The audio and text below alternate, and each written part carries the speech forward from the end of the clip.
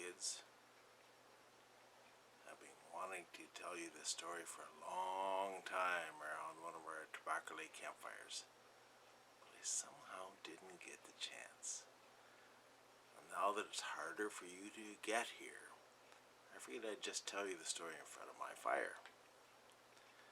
If you have a fireplace or a campfire at your house, you should listen to it there, because you'll need something to not be too scared. So, a few years ago I was downtown in Gorbay, and I met a really old guy at the post office, and we got talking. And I said I live at Tobacco Lake, and he asked me if I knew the story of the MadTrapper of Tobacco Lake. I said no, and he started to tell me the story. This is what he told me. 100 years ago, there was a mad trapper at Tobacco Lake. Way back then, there were no camps at Tobacco Lake and no roads. There were no campfires except when a native hunter would make a fire to cook an animal he had shot with his bow and arrow. Legend has it that there was only one human living in those parts, the mad trapper of Tobacco Lake. No one knew where he lived. Maybe in a log cabin in the bush, maybe in a ragged tent, maybe in an old beaver house.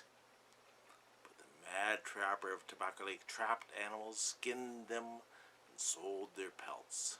Beaver, raccoon, fox, rabbits, a deer sometimes, even squirrels. He sold the animal pelts for a few cents to buy groceries when he would walk into Gorbay to get flour or other supplies.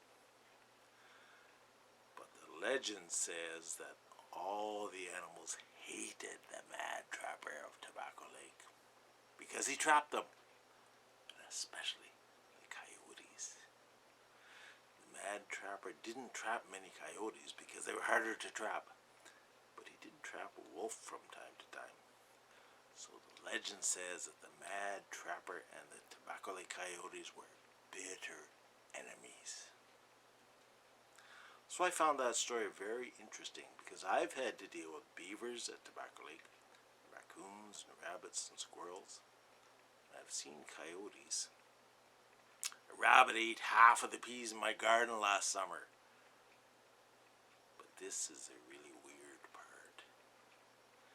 The other day I was working near the swamp, digging some dirt up, and my shovel hit something hard. So I dug more and then started digging with my hands, thinking it might be a chest of gold. And you know what I dug up? This!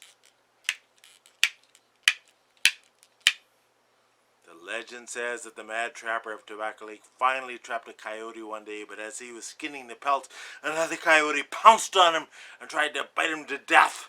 But the mad trapper was very mad, and he bit the coyote to death. But he also died of the coyote's bites. And the mad trapper's body slipped into the swamp and disappeared forever, and all they found of the coyote was the head, chewed off the body.